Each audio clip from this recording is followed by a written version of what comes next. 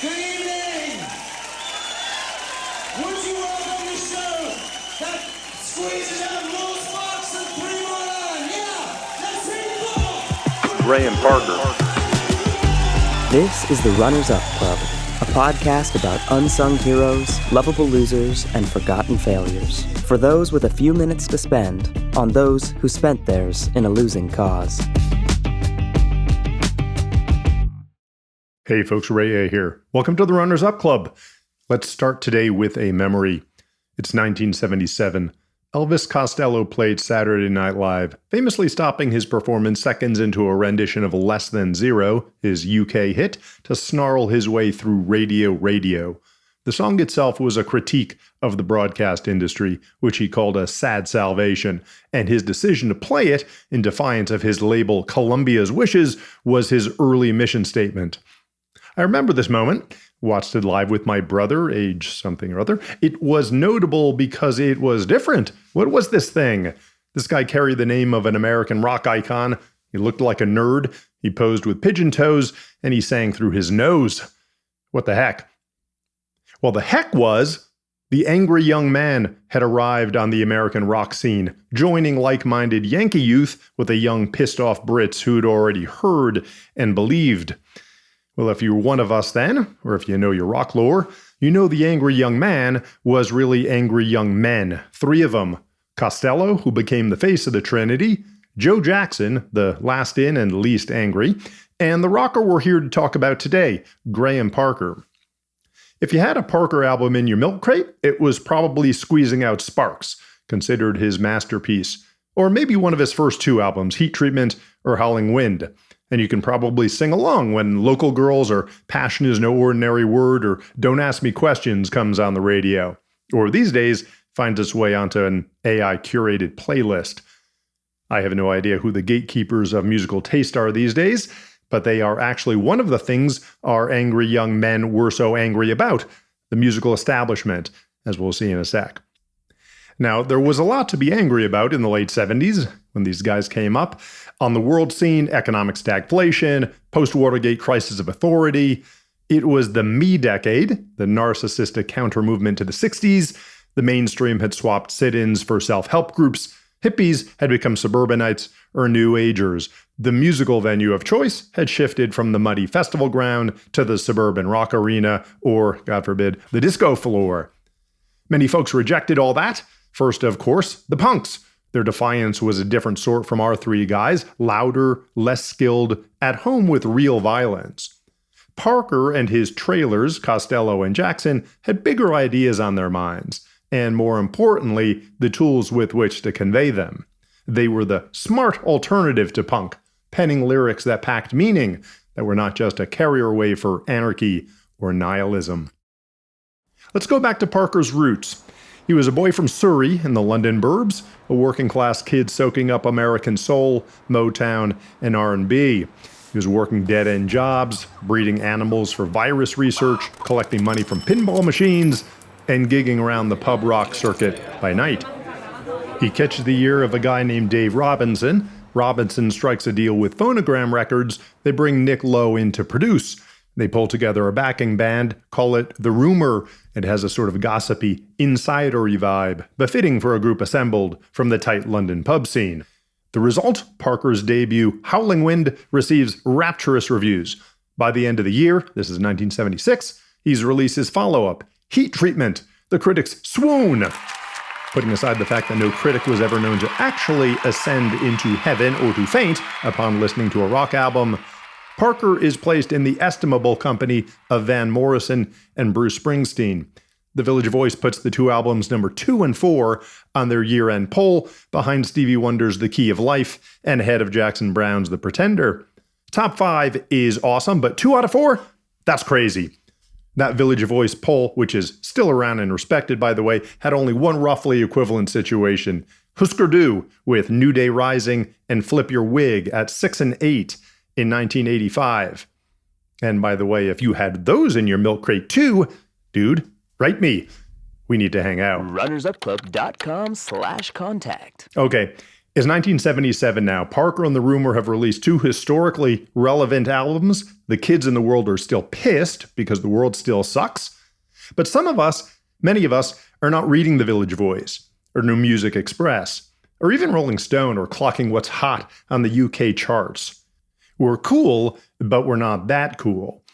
Casey Kasem is the nation's DJ. We're up late on Sunday nights for the Top 40 countdown because it's there, and we're not tired, and there's school tomorrow.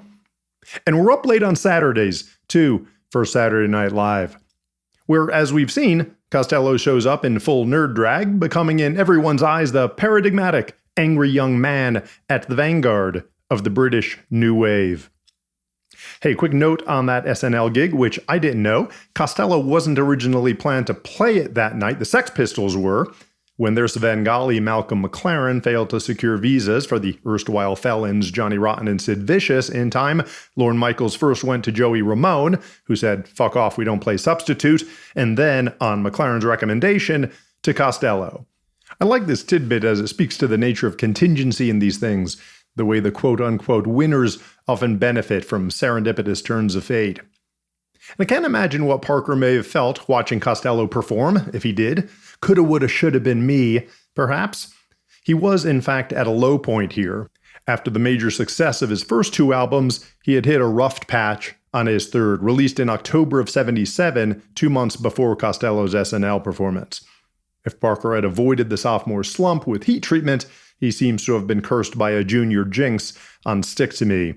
He had the whole thing in the can, but had to re-record it from scratch due to a chemical flaw on the original masters. Oxide leakage.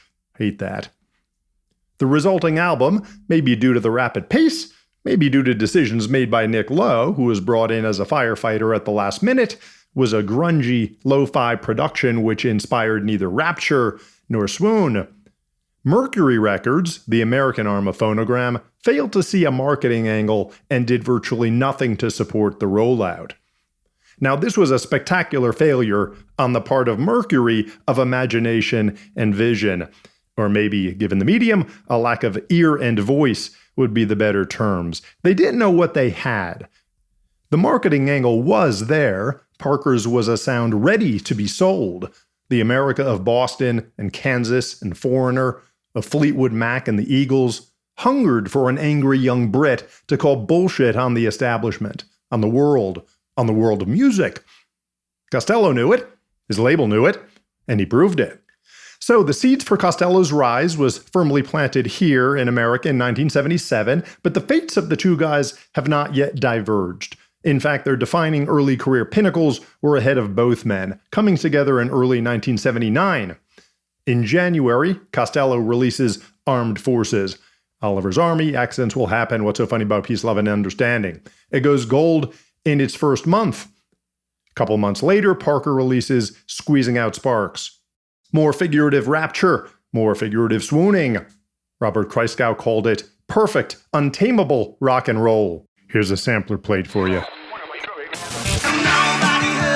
The songs you remember. The legendary Graham Parker. Featuring and all of the classics from Graham Parker.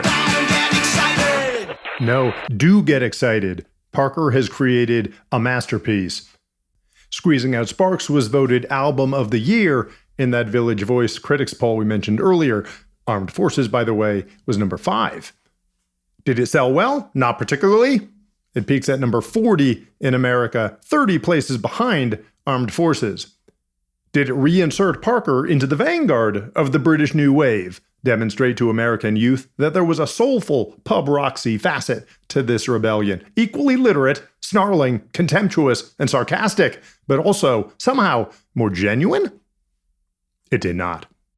I'll sketch Parker's career trajectory after that real quick. so we can move on to the armchair analysis for which this podcast is rightfully ridiculed. 1980 to 1982, he's in a years-long battle with Mercury Records, locked in contractually to that group that, as we've seen, wouldn't support him very well commercially. He actually released a single while he was still under contract with them called Mercury Poisoning. This echoed Costello's radio stunt on SNL, a stab at the establishment. But as we'll come to see with Parker, the feeling was more personal. He actually had something to complain about, Mercury fucking up his career.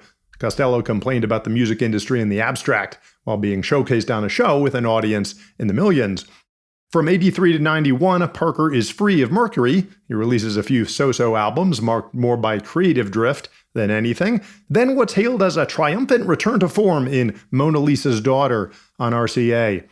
The critics say, he's back! The public says, who's back? It would be his last charting album on a major label. The period from 92 after is more of an honorable long tale. He's got a loyal following, one might even say a cult. He's loved and respected, but largely ignored by the mainstream. In 2012, Judd Apatow, good on him, featured Parker playing himself in the movie This Is 40. It gave him a commercial bump, it introduced him to some new fans, and thrilled those of us who'd always been. Although if I had to nitpick, in the scene where Parker is giving an interview in the offices of Paul Rudd's indie record label, he's wearing a cap with the Oreo cookie logo on it. Regular listeners of this series know that if heaven and earth truly aligned, he'd be wearing a Hydrox cap. The purest, snow-white, velvety cream in all the cookie world. Well, enough said on that. Okay, so what happened here? How and why did these two artists, so joined at the outset of their careers, take such different paths? We've already pegged Mercury as a big baddie here, the Suits, who failed Parker in his early days. To be honest, it's hard to argue that all that really made an enduring difference in the legacies of the two men. Now, the real reason, to my mind, why Parker was overshadowed by Costello comes down to who they fundamentally are as artists. I want to use a couple songs here to bring out the contrast.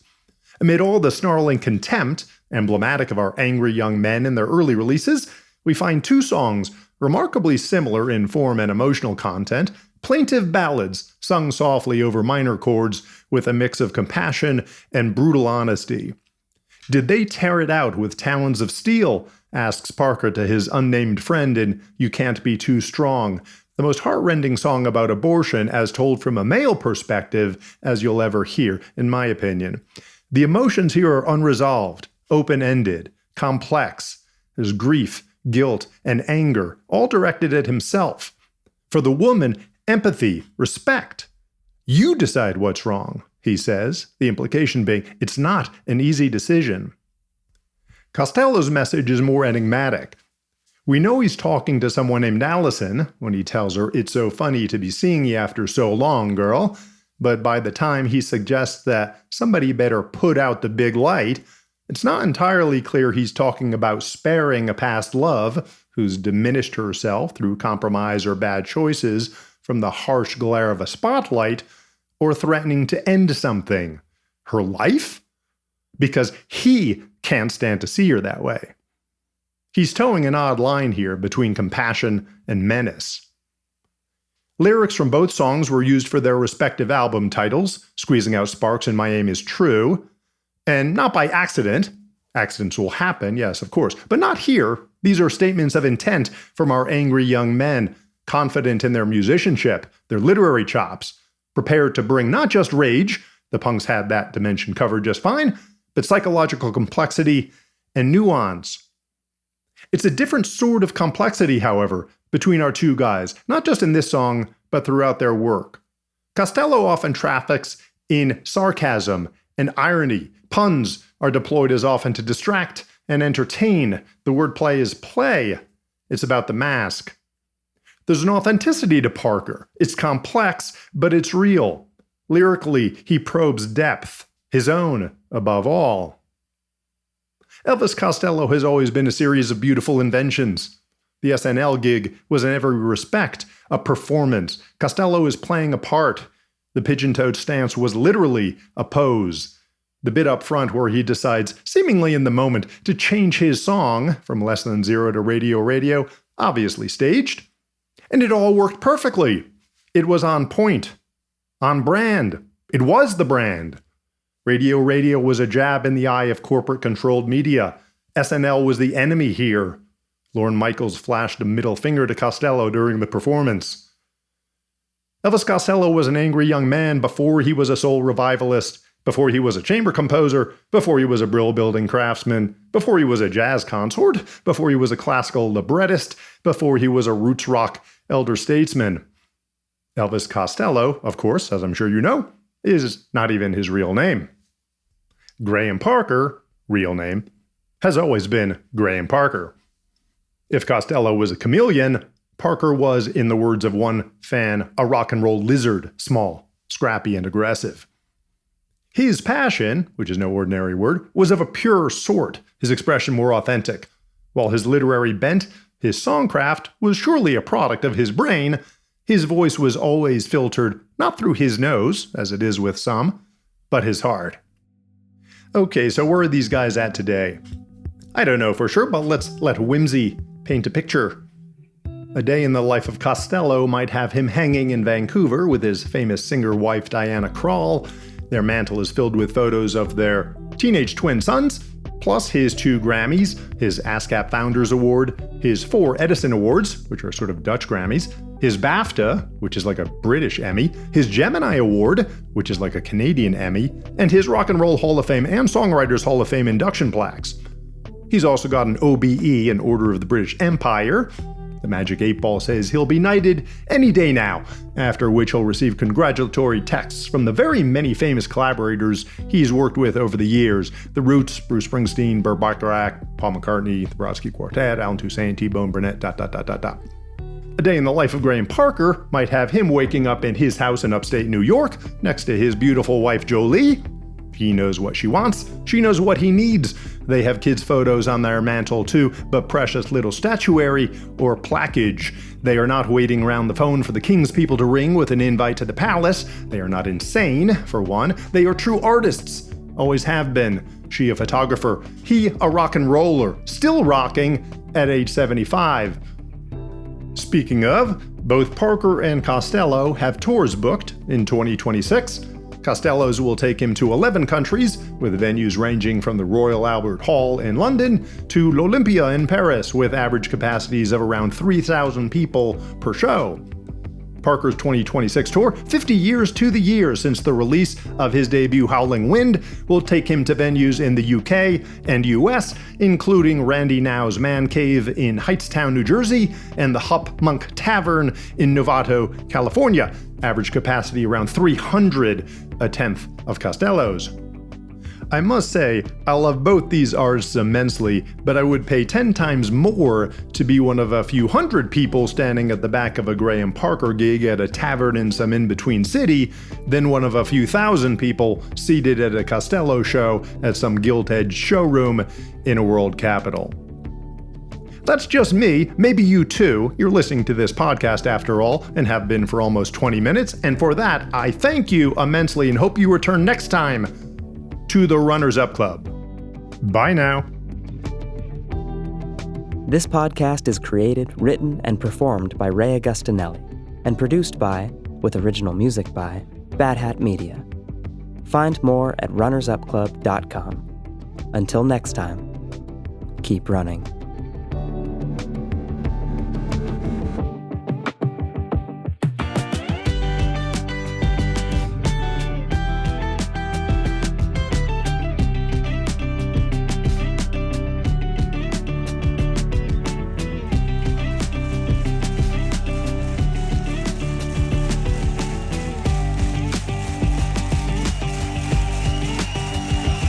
Good night.